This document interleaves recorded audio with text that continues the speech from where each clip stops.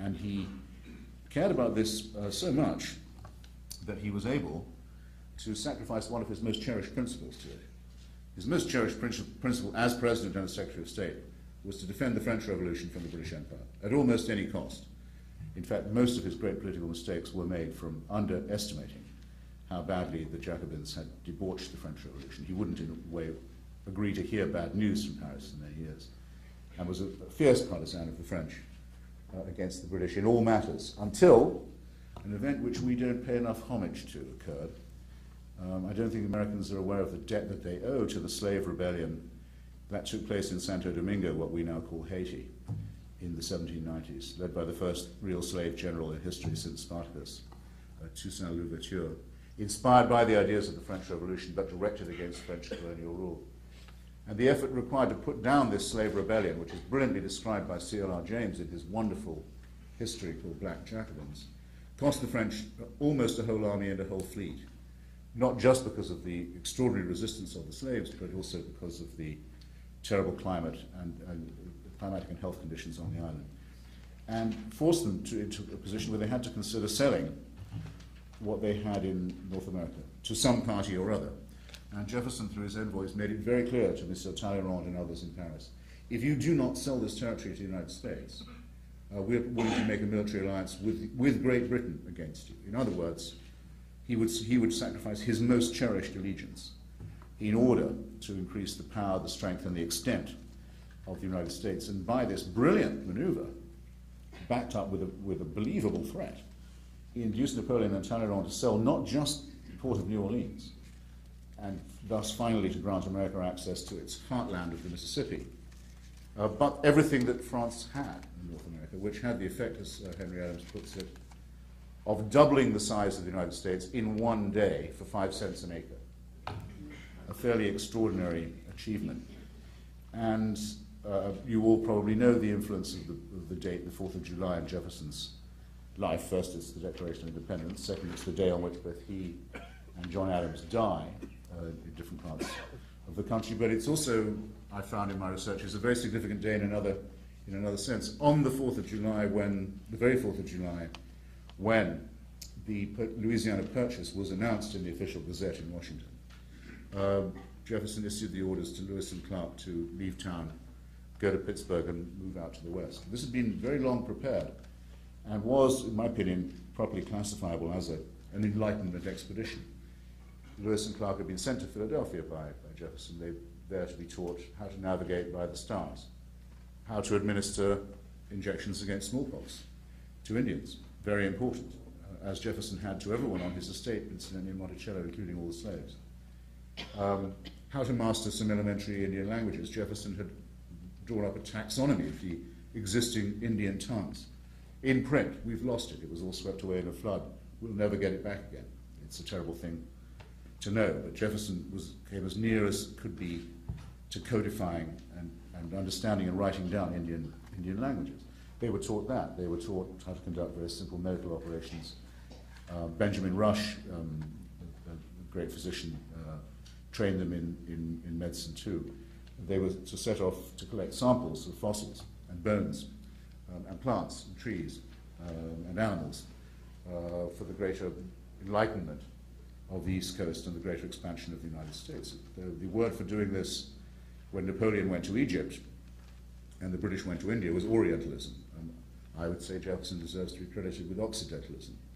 He wanted not to conquer the West, but to explore it, to assimilate it, to share our knowledge with it and to acquire its knowledge for ourselves. And he told them as they set off, when you encounter the leaders of the Indian peoples, as you will, you are to, as I've always told you, treat them with great courtesy and great respect. But you may also tell them, as of today, because this was the day the purchase had been announced to Louisiana, that they already live in the United States. And they may not know it, but they do. And that the reign of French and Spanish and British empires on this continent is over forever and is never coming back. And armed with that, the greatest expedition of enlightenment ever mounted set off on the 4th of July. I think it's a nice coincidence.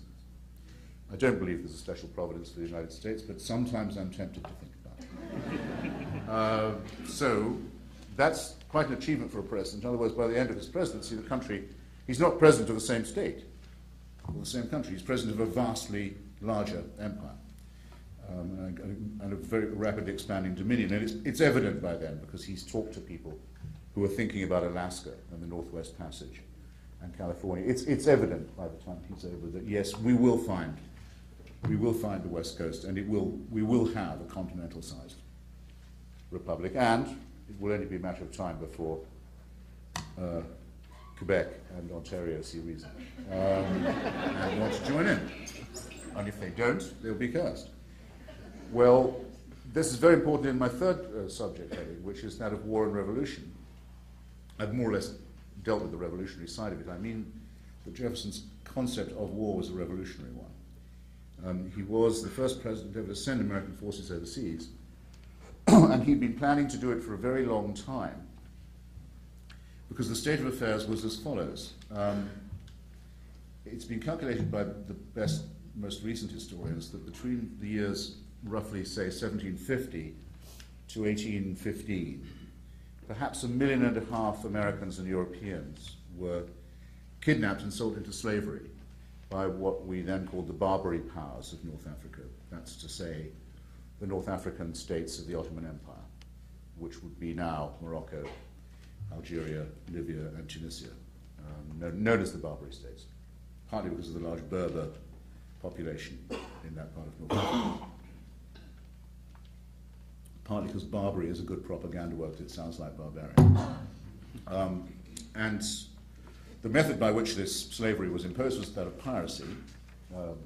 American and European commerce going through the Straits of Gibraltar, the Pillars of Hercules, the approaches, in other words, of the Atlantic to the Mediterranean and the Mediterranean to the Atlantic, controlled at this narrow point by these Muslim navies, which could impose their will, take the cargo, sell the captives into slavery, or sometimes, unlike the unfortunates from Africa who were sent over on the Middle Passage, sometimes also to offer to redeem them from slavery in return for cash payments, or to avoid enslaving them altogether in return for bribes up front.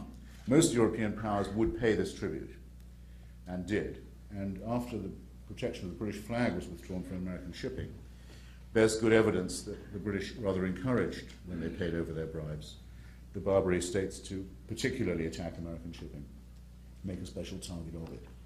This meant that the very infancy of the United States, the possibility of free trade in the New World, or with the Old World, was vitiated. It was an intolerable state of affairs. Most presidents, including Adams, had decided to make their peace with it, but Jefferson not. He went to see the ambassador. I'll just quote something here for a moment, if I can interrupt myself.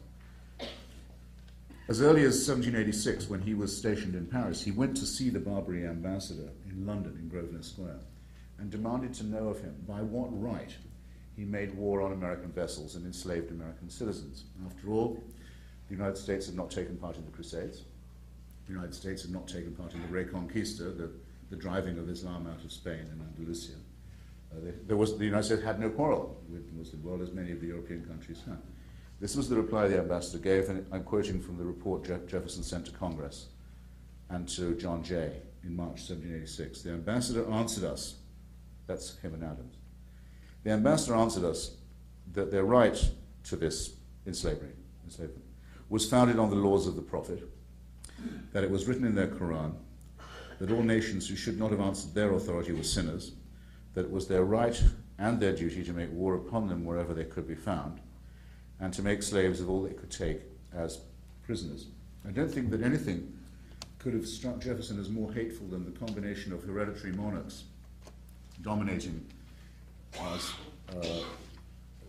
caliphates and sultan the northern African countries, and professing a religion that allowed for the enslavement of Americans. It was really, for him, an almost perfectly defined enemy. And as soon as he was elected president, he dispatched the United States fleet and the United States Marines to bombard Tripoli and the other capital cities of North Africa until this practice was ended.